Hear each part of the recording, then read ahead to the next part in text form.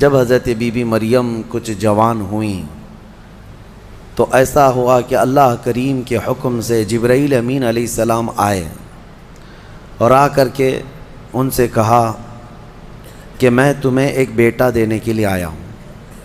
تو حضرت be be مریم گھبرائیں، کہا انی اعوذ بالرحمن منک ان کنت تقیا، اگر تو نیک آدمی ہے تو دور ہو جا، میں اللہ کی پناہ مانگتی ہوں تجھ سے، مجھے آج تک کوئی مرد نے چھوا تک نہیں ہے۔ تو پھر حضرت جبرائیل نے کہا انما انا رسول ربک لاہب لک غلاما زکیا، میں تو تیرے رب کا فرشتہ ہوں، تیرے رب کا قاصد ہوں، بھیجا ہوا ہوں، اور تجھے ایک بیٹا دینے کے لیے آیا ہوں۔ بی بی مریم نے پوچھا، قالت انا یکون لی غلام ولم یمسسنی بشر ولم اک بغیا، مجھے بیٹا کیسے ہو سکتا ہے، مجھے آج تک کسی مرد نے چھوا نہیں اور نہ ہی میں بدکار عورت ہوں، مجھے کیسے بیٹا ہوگا؟ قال کذالک، جبرائیل امین نے کہا ایسے ہی اللہ چاہتا ہے۔ هو علی ہین، قال ربک هو علی ہین وقد خلقتک من قبل ولم تک هو علی ہین ولنجعلہ آیۃ للناس، تیرا رب یہ فرما رہا ہے کہ یہ کام اس کے لیے بڑا آسان ہے، رب تعالیٰ کے لیے بڑا آسان ہے، اور تجھے بغیر کسی شوہر کے ٹچ کیے چھوئے ایک بیٹا دے گا اللہ تعالیٰ، تاکہ اس بیٹے کو اللہ اپنی نشانی بنا دے اور اپنی طرف سے اس کو رحمت بنائے، اور اللہ کا یہ فیصلہ ہے۔ یہ بات چیت ہو رہی کس کے درمیان؟ حضرت بی بی مریم اور حضرت جبرائیل علیہ السلام۔ جبرائیل علیہ السلام اللہ کے فرشتے ہیں، فرشتوں کے اندر یہ بات پہلے سے آپ کو یاد رہے، نہ وہ فرشتے مرد ہیں نہ عورت ہیں، نہ ان کے اندر انسانی فطرت کے تقاضے جو ہوتے ہیں، شہوتیں، وہ بالکل نہیں ہوتی۔ فرشتہ گناہ کرنا تو دور کی بات، گناہ کے متعلق سوچ بھی نہیں سکتا، اللہ نے وہ چیز ہی فرشتے کے اندر نہیں رکھی۔ فرشتوں کے اندر شہوت کا مادہ ہے ہی نہیں، خواہشات نفسانیہ بالکل نہیں، نفس ان کے اندر نہیں ہے۔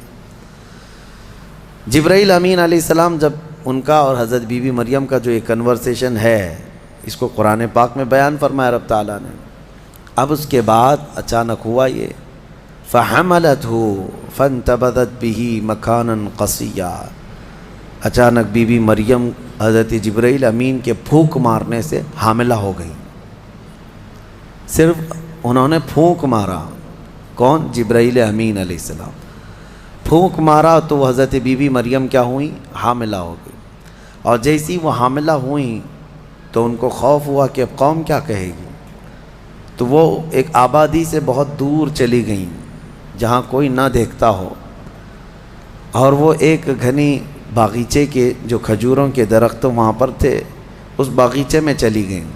یہ ایسا نہیں ہے کہ یہ حمل 9 مہینے کا تھا، بلکہ یوں حمل ہوا اور پھر بچے کی ولادت بھی، زیادہ دن تک کا یہ عمل نہیں تھا۔ بہرحال جب حضرت بی بی مریم بچے کی ولادت کے آثار نظر آنے لگ گئے، قریب ایک باغیچے میں گئیں، وہاں کا تذکرہ بھی رب تعالیٰ فرماتا ہے فَأَجَاءَهَا الْمَخَاضُ إِلَى جِذْعِ النَّخْلَةِ، ایک کھجور کے درخت کی جڑ کو پکڑ کر کے وہ بیٹھی رہیں، اور پھر اس کے نیچے سے وہاں سے آواز دینے لگی اپنے رب کو کہ مولا میری حفاظت فرما۔ اور درد ایسا ہوتا ہے ولادت کے وقت کا، اس وقت کے الفاظ حضرت بی بی مریم کے قرآن فرما رہا ہے، وہ کہہ رہی تھی کنت نسیا منسیا، یہ درد سے پہلے میں مر گئی ہوتی، بھلا دی گئی ہوتی، کاش میں ان تمام چیزوں میں نہ ہوتی۔ عورت جو ہے اس درد کے وقت بہت ہی زیادہ فرسٹریٹ ہوتی ہے، بہت تکلیف دہ ہوتی ہے، تکلیف زدہ ہوتی ہے، اس قدر کہ موت کے وقت ہونے والی تکلیف سے تھوڑی سی کم تکلیف بچے کی ولادت کے وقت ہوتی ہے۔ ایک عورت کو یہ آسان چیز نہیں ہے، اس کی تقریباً 40 کے قریب ہڈیوں سے تو روح نکل چکی ہوتی ہے عورت کے جسم سے جب بچے کی ولادت کا وقت قریب آتا ہے، اور وہ موت کے منہ میں جا کر کے واپس آنا یہ معمولی بات نہیں۔ اسی لیے اللہ تعالیٰ نے قرآن میں اس کا ذکر فرمایا حمل یعنی عورت جو ہے حملہ و فصالہ 30 شہر، یہ آیت ہے، اس میں اللہ تعالیٰ فرماتا ہے ووضعتہ کرہا، جب وہ بچے کو جنم دیتی ہے تو بڑی تکلیف کے ساتھ دیتی ہے۔ حضرت بی بی مریم کا بھی جب وہ وقت آیا تو وہ درخت کی جڑ کو پکڑ کر کے آواز دینے لگیں، کاش میں اس درد سے پہلے ختم ہو چکی ہوتی، بھلا دی گئی ہوتی۔ تو رب تعالیٰ کی طرف سے آواز آئی، اللہ تحزنی وقد جعل ربکی سریا، گھبرا مت اے مریم، تیرا رب تیرے لیے آسانیاں پیدا فرمائے گا، آسانیاں پیدا فرمائے گا۔ اس درخت کو ہلاؤ، پکی کھجوریں گریں گی تم پر۔ حضرت اللہ کی طرف سے حضرت بی بی مریم کو جو پیغامات آ رہے تھے یہ کیا تھے؟ یہاں پر بھی میں بتا دوں، اللہ تعالیٰ اپنے بندوں کو جو پیغامات دیتا ہے اس کے 3 طریقے۔ ایک وحی ہے جو نبیوں کو دی جاتی ہے، یعنی وہ وحی ہے، اس کو وحی کہتے ہیں، جو اللہ تعالیٰ کا پیغام نبی کو آئے۔ وحی کے بھی کئی طریقے ہیں، ڈائریکٹ اللہ تعالیٰ سے وہ کلام کر لیں یا کسی فرشتے کے ذریعے سے کر لیں، جیسے جبرائیل امین علیہ السلام جو لے کر کے آتے تھے اور نبیوں کو پہنچاتے تھے، یہ بھی کیا ہے، اس کو کیا کہتے ہیں، وحی، وحی ہے۔ اور اللہ کے ولیوں کو جو پیغامات اللہ کی طرف سے ملتے ہیں، اس میں فرشتہ تو نہیں آتا، لیکن اللہ تعالیٰ ان کو کچھ باتوں کی ہدایت دل میں ڈالتا ہے یا ان کے ذہن میں، دماغ میں وہ چیزیں اچانک اترتی ہیں، اس کو کہتے ہیں الہام۔ یہ وحی نہیں ہے، یہ کیا ہے، الہام۔ اور عام مومنین کے دلوں میں بھی اللہ ہدایت ڈالتا ہے، آپ کو خود بھی کچھ چیزیں سمجھ میں آ جاتی ہیں، یہ صحیح ہے، یہ غلط ہے، یہ اللہ کی طرف سے دی ہوئی ہدایت ہے، اس کو القاء کہتے ہیں۔ ہے اللہ کی دی ہوئی ہدایت، لیکن اگر وہ نبی کو ہو تو وحی ہے، ولی کو ہو تو الہام ہے، عام مومنین کو ہو تو القاء ہے۔ اور کچھ کافروں کو بھی ہوتی ہے، کافروں کو جو چیزیں معلوم ہوتی ہیں اس کو استدراج کہتے ہیں، یعنی وہ بھی کچھ چیزیں معلوم کر لیتا ہے۔ بہرحال یہ ایک الگ بحث ہے۔ حضرت بی بی مریم کو یہ الہام اللہ کی طرف سے تھا۔ اللہ تبارک و تعالیٰ نے ان کو فرمایا کہ درخت کی یہ جڑ کو ہلاؤ، پکی کھجوریں گریں گی۔ کھجوریں گریں تو اللہ کا حکم ہوا فکلی وشربی وقری عینا، کھاؤ پیو اور اپنی آنکھیں ٹھنڈی کرو۔ درد زہ اس کو کہتے ہیں، بچے کی ولادت کے وقت ہونے والا درد۔ قرآن کے اعتبار سے اس درد کے وقت عورت کو کھجور کھانا چاہیے، کھجور سے افاقہ ہوگا، کیونکہ قرآن میں اللہ نے بی بی مریم کو یہ عطا فرمایا۔ وہ کھجوریں کھائیں اور اس کے بعد اب جو حکم تھا اللہ کا وہ کیا تھا، فَإِمَّا تَرَيِنَّ مِنَ الْبَشَرِ أَحَدًا فَقُولِي إِنِّي نَذَرْتُ لِلرَّحْمَنِ صَوْمًا، اگر کوئی آدمی تجھے نظر آ گیا بچہ ہونے کے بعد، بچے کو دیکھ کر کے کوئی بھی اگر تم کو نظر آیا تو بات مت کرنا کسی سے۔ اس وقت چپ کا روزہ ہوتا تھا، یعنی خاموشی کا روزہ، ہماری شریعت میں نہیں ہے، لیکن پہلے کی شریعت میں چپ رہنے کا روزہ بھی ہوتا تھا، یعنی وہ جو ٹائم ہے اتنے ٹائم تک کسی سے بات نہیں کریں، یہ ہونا چاہیے، لیکن ہماری شریعت میں نہیں ہے۔ کاش یہ روزہ عورتوں پر ہو جاتا، بہت سارے لوگ محفوظ ہو جاتے ہیں۔ خیر، حضرت بی بی مریم کو کہا گیا کہ چپ کا روزہ رکھنا، اور کوئی بھی اگر بات کرے تو اشارہ کرنا اپنے بیٹے کی طرف کہ اس سے بات کرو، میں آج چپ کا روزہ ہوں، یعنی وہ اشارہ لوگ سمجھ جاتے تھے کہ روزہ ہے۔ تو حضرت بی بی مریم وہاں جب پہنچی تو درد زہ کے بعد حضرت عیسیٰ علیہ السلام پیدا ہو گئے۔ وہ ایک پتھر پر جلوہ بار ہوئے، اور جیسے ہی پیدا ہوئے حضرت عیسیٰ علیہ السلام وہ پاک صاف تھے، کوئی دایا نہیں، کوئی نرس نہیں، کوئی نرسنگ ہوم نہیں، یہ اللہ تعالیٰ کی قدرت تھی۔ ایک صحیح سلامت بیٹا، اور وہ بھی اللہ کی نشانی بنانی تھی بغیر باپ کے۔ حضرت عیسیٰ علیہ السلام پیدا ہوئے اور حضرت بی بی مریم اپنے بیٹے کو اٹھائیں اور لے کر کے چل پڑیں ایک ہی دن میں، جس کو کہتے ہیں زچہ عورت، یعنی جس کا بچہ ہوا ہوتا ہے وہ عورت کمزور ہو جاتی ہے، لیکن حضرت بی بی مریم اپنے بیٹے کو اٹھائیں اور چل پڑیں۔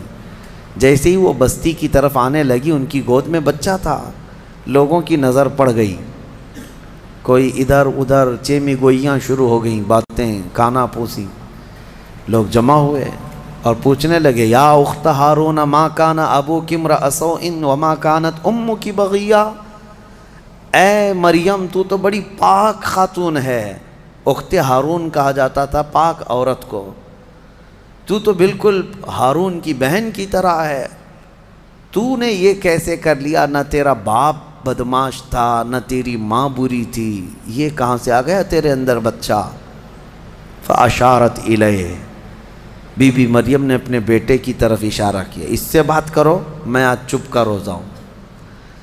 لوگوں نے کہا قالوا کیف نکلم من کان فی المہد صبیا، ہم اس سے کیسے بات کریں جو گود میں بیٹھا ہوا ہے؟ گود کے بچے سے بات کریں گے؟ تو اشارہ اس طرف کر رہی ہے۔ تو لوگ ابھی یہ بات چیت کر ہی رہے تھے، گود میں سے ہی حضرت عیسیٰ علیہ السلام بول پڑے، قال انی عبد اللہ آتانی الکتاب وجعلنی نبیا وجعلنی مبارکا اینما کنت واوصانی بالصلاة والزکاة ما دمت حیا وبرا بوالدتی ولم یجعلنی جبارا شقیا والسلام علی یوم ولدت ویوم اموت ویوم ابعث حیا۔ یہاں تک کا کلمہ عیسیٰ علیہ السلام نے گود میں ہی کیا۔ کیا کہتے ہیں؟ اے لوگوں میں اللہ کا بندہ ہوں، انی عبداللہ، میں اللہ کا بندہ ہوں، اور اس نے مجھے نبی بنا کر بھیجا ہے۔ حضرت عیسیٰ علیہ السلام کو گود میں ہی نبوت ملی ہے، گود میں نبوت ملی ہے، اس نے مجھے نبی بنا کر بھیجا ہے۔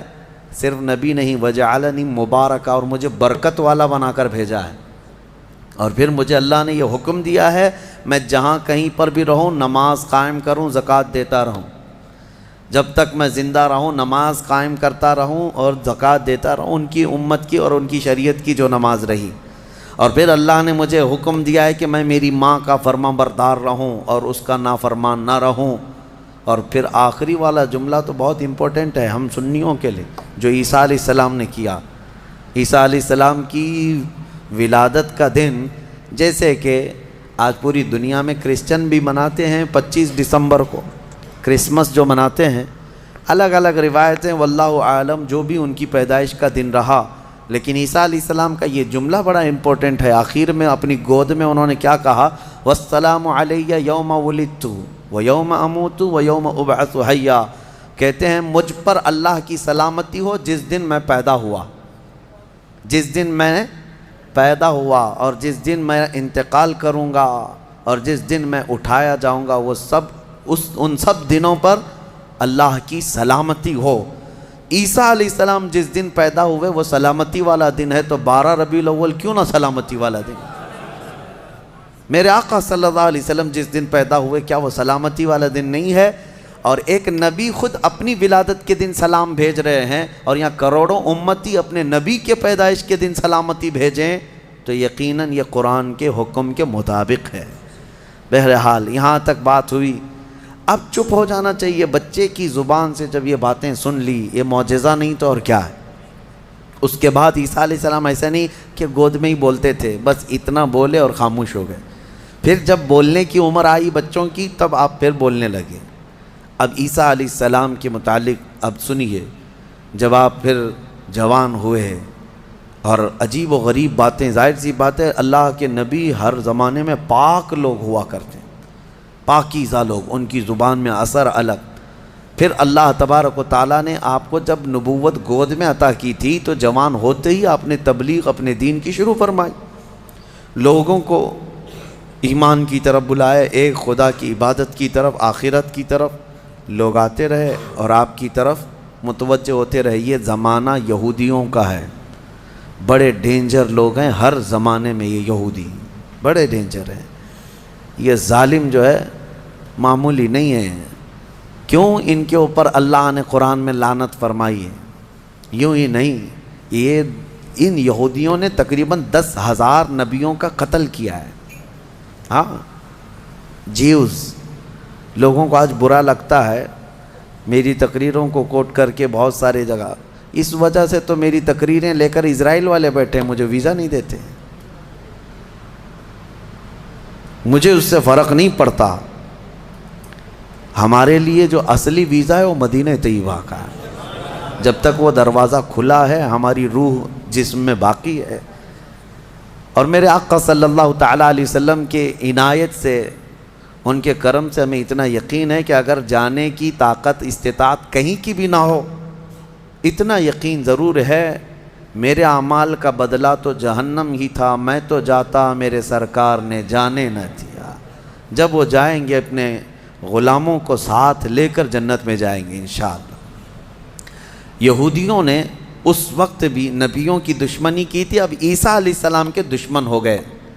ان کو یہ تھا کہ ان کی طبیعت کے خلاف جب بھی کوئی بات کرے تو اس کے دشمن ہو جاتے تھے۔ یہودیوں کو یہ چاہیے تھا کہ ان کی طبیعت میں جیسی ہے ویسی شریعت ہونی چاہیے، الگ سے اللہ کے احکامات کو نہیں ماننا ہے، کتاب کے جو احکامات ہے اسے نہیں ماننا ہے، نبیوں کے احترام نہیں ہے، ان کو خود کی بنائی ہوئی شریعت چاہیے۔ بڑے امیر لوگ کچھ غلطی کریں تو انہیں معاف کرنا چاہیے، غریب لوگ کریں تو انہیں خوب مارنا چاہیے، یہ یہودیوں کی طبیعت تھی، یہودی یہ چاہتے تھے۔ عیسیٰ علیہ السلام جب جوان ہوئے تو آپ کی طرف لوگ ایمان والے بڑھنے لگ گئے، ان کو حواریین کہا جاتا ہے، جیسے میرے آقا کے ساتھیوں کو کیا کہتا ہے؟ صحابہ اکرام، صحابہ، اور حضرت عیسیٰ علیہ السلام کے جو ساتھی صحابی تھے ان کو حواری کہا جاتا ہے۔ یہ عیسیٰ علیہ السلام کے حواری وہ بڑے مخلص لوگ آپ کے ساتھ تھے، 12 لوگوں کا تو ذکر آیا ہے اور 4 مشہور شاگرد ہیں، انہی 4 لوگوں نے حضرت عیسیٰ علیہ السلام کی پوری انجیل کو ترتیب دیا۔ یوحنا، لوقا، متی، مرقس، یہ 4، انہی کے 4 ناموں سے آج انجیل بھی، بائبل بھی ہے۔ تو بائبل یوحنا کو آج جان کہا جاتا ہے، یوحنا کو یہ بدل کر کے جان کہتے ہیں۔ متی جو ہے ان کو میتھیو کہتے ہیں، اور مرقس کو غالباً کچھ اور نام، مرکری و کچھ نام دیتے ہیں۔ اور یہ تمام جو عربی نام تھے یا عبرانی نام تھے اس زمانے کے، یہ عیسیٰ علیہ السلام کے 4 مشہور شاگرد ہوئے۔ اب عیسیٰ علیہ السلام کے معجزے میں آپ کو بتاؤں، اللہ تعالیٰ نے 3 معجزے آپ کو دیے تھے عیسیٰ علیہ السلام کے، 3 معجزے مشہور ہیں۔ پہلا معجزہ یہ ہے کہ وہ نابینا آدمی جو مادر ذات پیدائشی اندھا ہے، اس کی آنکھوں پر ہاتھ رکھتے تو اس کو آنکھیں آ جاتی، اور جو کوڑ کی بیماری میں مبتلا ہے، سفید داغ کی بیماری یا کوڑ کی بیماری میں مبتلا ہے، عیسیٰ علیہ السلام اس کے جسم پر ہاتھ پھیرتے تو وہ کوڑ کی بیماری ختم ہو جاتی۔ سفید داغ آج بھی لا علاج بیماری ہے، کوڑ کی بیماری لا علاج ہے جیسے کہ مشہور ہے۔ اور تیسری چیز یہ ہے کہ مٹی کے پرندے ہوں، انہیں پھونک مارتے تو وہ زندہ ہو کر اڑ جاتے تھے۔ ہاں، مٹی کے پرندے، اس وقت ٹوائز ہو سکتا ہے مٹی کے بنتے ہوں گے، کھلونے۔ عیسیٰ علیہ الصلوۃ والتسلیم صرف مٹی کے پرندوں کو نہیں، کئی مرتبہ قبروں میں سوئے ہوئے مردوں کو بھی آپ نے زندہ کر کیا ہے۔ قبر پر کھڑے ہو کر کے آپ کہتے قم باذن اللہ، اللہ کے حکم سے اٹھ جا، تو مردہ زندہ ہو جاتا۔ آپ نے اپنی زندگی میں 3 مردوں کو زندہ کیا، اور وہ جیے بھی اور پھر چند دنوں کے بعد پھر مرے بھی۔ یہ معجزہ تھا عیسیٰ علیہ السلام کا۔ اور اس کے علاوہ کچھ خاص باتیں ان کی یہ بھی ہیں، وہ فرماتے ہیں انبئکم بما تأکلون وما تدخرون فی بیوتکم، اے لوگو تم اپنے گھروں میں جو کچھ جمع کرتے ہو اور جو کچھ کھاتے ہو میں ان سب کی خبر دیتا ہوں، میں سب جانتا ہوں، میں تمہیں خبر دے سکتا ہوں۔ عیسیٰ علیہ السلام اپنے گھر میں بیٹھ کر امتیوں کے گھروں میں کیا ہے سب جانتے تھے، یہ قرآن سے ثابت ہے۔ پھر بھی یہ ظالم ہمارے نبی کے متعلق کہتے ہیں کہ ان کو پیٹھ پیچھے کا علم نہیں تھا۔ بنی اسرائیل کے نبی عیسیٰ علیہ السلام کے بارے میں یہ یقین ہے، قرآن کہہ رہا ہے وہ اپنے امتیوں کے گھروں میں موجود کھانا جمع کرنا، اس کو وہ جانتے تھے عیسیٰ علیہ السلام۔ اور وہ عیسیٰ جو خود میرے نبی کی امت میں آنے والے ہیں، جو اخیر زمانے میں میرے آقا کی امت میں آنے والے ہیں، وہ جب سب کے گھروں کے حالات جانتے تھے تو پھر میرے آقا صلی اللہ تعالیٰ علیہ وسلم اپنے امتیوں کے احوال سے کیسے بے خبر ہو سکتے ہیں؟ الحمدللہ بریلویوں کا یہی کہنا ہے، اور اعلیٰ حضرت فاضل بریلوی رحمۃ اللہ علیہ کا یہ احسان ہے کہ آپ نے صحیح سمت میں جو صحابہ کا عقیدہ تھا وہی عقیدہ ہمیں عطا کیا ہے، ہم یہاں سے پکاریں وہ وہاں سے سنیں۔ مصطفیٰ کی سماعت پہ لاکھوں سلام، اور کوئی غیب کیا تم سے نہاں ہو بھلا، جب نہ خدا ہی چھپا تم پہ کروڑوں درود۔ حضور پاک صلی اللہ تعالیٰ علیہ وسلم کی نظروں میں اللہ نے سب چیزوں کو عیاں کر دیا۔ اب اس کے بعد ہوا کیا، یہ یہودی ظالم عیسیٰ علیہ السلام کے دشمن ہو گئے، کیونکہ آپ کا دین پھیلتا جا رہا تھا، عیسائی بڑھتے جا رہے تھے۔ عیسائیوں کی جب تعداد بڑھ گئی تو یہودیوں کو خطرہ ہونے لگ گیا کہ یہ اب پوری کی پوری حکومت ان کے ہاتھ میں چلی جائے گی، جو برسوں سے ہم لے کر چل رہے ہیں۔ تو انہوں نے حضرت عیسیٰ علیہ السلام کو مارنے کا پلان بنایا، جیسے پہلے نبیوں کو مارتے تھے پھر انہوں نے مارنے۔ آج آپ کو یہ لگ رہا ہوگا کہ عیسائی اور یہودی مل چکے ہیں، یہ جھوٹی ملاقاتیں ہیں ان کی، یہ صرف اور صرف اسلام کی دشمنی میں دونوں اپنی جنگوں کو ٹھنڈی رکھے ہیں، ورنہ ہر زمانے میں سب سے زیادہ خطرناک لڑائیاں عیسائیوں کی اور یہودیوں کی ہوئی۔ قرآن نے بھی کہا ہے۔ ابھی اگر میں کہوں تو لوگوں کو عجیب سا محسوس ہوگا، ہٹلر کا ظلم کیا تھا، یہودیوں کے خلاف تھا، اور بیت المقدس میں ہرکیولس جس کو ہرقل کہا جاتا ہے، اس نے تو توڑ کر کے اینٹ سے اینٹ بجا کے رکھ دیا تھا۔ ٹائٹس ایک بادشاہ گزرا عیسائیوں کا، اس نے تو پورے یہودیوں کو ختم کر رکھا تھا، خون سے نہلا دیا تھا پوری زمین کو۔ بہت مرتبہ ان کی لڑائیاں ہوئی، اور جب یہودی پاور میں آتے عیسائیوں کو مارتے تھے۔ یہ جنگیں تو چلتی رہی ہیں کتنے سالوں تک۔ وجہ بھی ہے جنگوں کی کہ انہوں نے شروع کیا، یہودیوں نے عیسائیوں کو برباد کرنے کے لیے انہوں نے پہلے کیا کیا، ان میں گھس کر کے ان کے عقیدے کو چینج کیا۔ پہلے عیسائی ایمان والے تھے، عیسیٰ علیہ السلام پر ایمان رکھتے، اور عیسیٰ علیہ السلام کو اللہ کا بیٹا نہیں، اللہ کا رسول مانتے تھے، اللہ کے رسول ہیں وہ۔ یہودیوں نے انہیں گمراہ کیا، پادری بنا بنا کر کے ان میں گھسا دیا، کہ وہ پادری ایسے چرچوں میں گئے جہاں جا کر کے انہوں نے بائبل کو اپنے انداز سے شرح لکھنا شروع کیا کہ اس کا مطلب یہ ہے، اس کا مطلب یہ ہے، اور پھر بعد والی جنریشن نے اس کا عقیدہ بنا لیا۔ یہ یہودی اسی طرح سے ہماری امت میں بھی گھس گھس کر کے فرقے بنا ہے، ان کا کام یہ ہے ہر زمانے میں۔ اور یہ میں ہوا میں نہیں بول رہا ہوں، باضابطہ انہوں نے یہ سب کام کر کے کتابیں بھی لکھی ہیں کہ ہم نے یہ کیا ہے، اعتراف کیا ہے۔ مارکیٹ میں آج کتابیں ملتی ہیں، یہ جو کرتے ہیں، اور اس کے بعد اعترافی کتاب بھی لکھتے ہیں کہ ہم نے یہ کام کیے ہیں۔ بہرحال عیسیٰ علیہ السلام کو قتل کرنے کا منصوبہ بنایا، اور ان کے گھر کے اطراف جمع ہو گئے۔ عیسیٰ علیہ السلام کو اللہ تعالیٰ نے وحی کے ذریعے بتا دیا کہ تمہارے دشمن تمہارے قتل کے درپے ہیں۔ عیسیٰ علیہ السلام اپنے حواریین سے رات میں ملاقات کرتے ہیں، ان کو دین کے ساری باتیں پیش کرتے ہیں، اور جو انجیل تھی جس کو یہ بائبل کہتے ہیں وہ سب اپنے شاگردوں میں تقسیم کر دیا، اور سب کو الگ الگ جگہ جانے کا حکم دیا کہ تم فلاں جگہ چلے جاؤ، تم فلاں جگہ چلے جاؤ، تم فلاں جگہ چلے جاؤ۔ اور پھر سب کو یہ اپنی آخری وصیت میں کہا، میں اللہ کے حضور جا رہا ہوں۔ یہ ان کے آخری پیغامات تھے اپنے شاگردوں کو، اپنے صحابہ کو، اپنے حواریین کو کہا۔ ان کے حواریین سب چلے گئے، عیسیٰ علیہ السلام اکیلے تھے گھر میں۔ اب یہودیوں نے ان کے گھر کا گھیراؤ کر لیا۔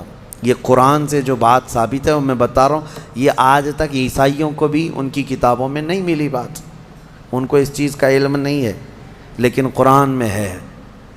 کیونکہ عیسیٰ علیہ السلام گھر میں تھے، اس کے بعد عیسائیوں کو کہاں سے پتہ چلے گا کیا ہوا تھا۔ عیسیٰ علیہ السلام کے جو حواریین تھے وہ بھی دور چلے گئے تھے، گھر میں کیا ہوا کسی کو نہیں معلوم۔ ہوا یہ کہ یہودی قتل کرنے کے لیے آئے، اور اپنے ایک بندے کو، اپنے ایک قاصد کو گھر میں بھیجا، جاؤ دیکھو عیسیٰ ہیں کہ نہیں۔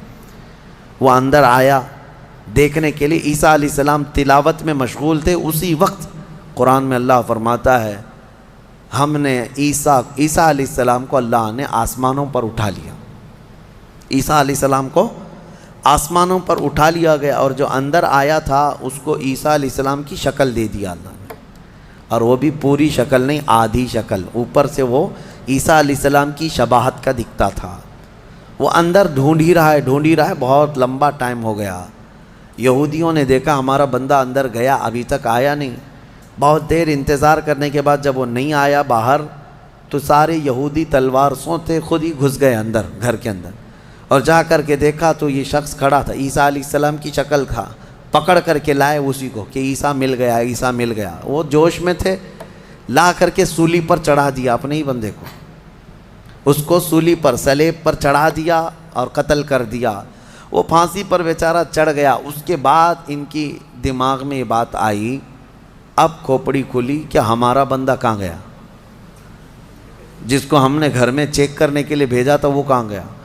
تو بعض لوگوں نے پیر یعنی ناف سے لے کے نیچے تک کا حصہ دیکھ کر کے کہا یہ تو ہمارا بندہ دکھتا ہے، ہمارا آدمی دکھتا ہے جس کو ہم نے اندر بھیجا تھا، اس لیے کہ اس کے نیچے کا حصہ جو ہے ہمارا وہ جو شخص تھا اس سے ملتا جلتا ہے۔ تو پھر وہ کہنے لگے یہ اگر ہمارا یہ آدمی ہے تو پھر عیسیٰ کہاں گئے، وہ کہاں ہیں، گھر کے اندر سے کہاں چلے گئے، ہم نے تو گھر کا گھیراؤ کیا تھا۔ وہ اسی شک میں پاگل ہوتے رہے بیچارے، یہ اگر عیسیٰ ہے تو ہمارا شخص کہاں ہے، اگر یہ ہمارا شخص ہے تو عیسیٰ کہاں ہے، اور زبردستی کسی کو پھانسی دے دیا، پھانسی پر چڑھایا اور اعلان بھی کر دیا سب کو کہ ہم نے عیسیٰ علیہ السلام کو پھانسی دے دیا۔ بیچارے یہ عیسائی نادان لوگ یہودیوں کی بات پر مان بھی گئے کہ ہاں ہمارے عیسیٰ جو ہے صلیب پر چڑھ گئے، صلیب پر چڑھ گئے، حالانکہ عیسیٰ علیہ السلام صلیب پر نہیں چڑھے۔ ہمارا عقیدہ یہ ہے کہ عیسیٰ علیہ السلام زندہ ہیں اور ان کو آسمانوں پر اٹھایا گیا ہے اور وہ آئیں گے واپس۔ اب یہاں بات یہ ہے کہ عیسائی سارے بھی جو ہے صلیب کے قائل نہیں تھے، یہ تو بہت زمانے کے بعد یہ سب آیا، یہ جو صلیب کا جو نشان ہے پلس کا جو نشان ہے، یہ نشان جو ہے بہت دنوں کے بعد ان کا آیا اور اس پر پھر وہ لٹکا بھی دیتے ہیں۔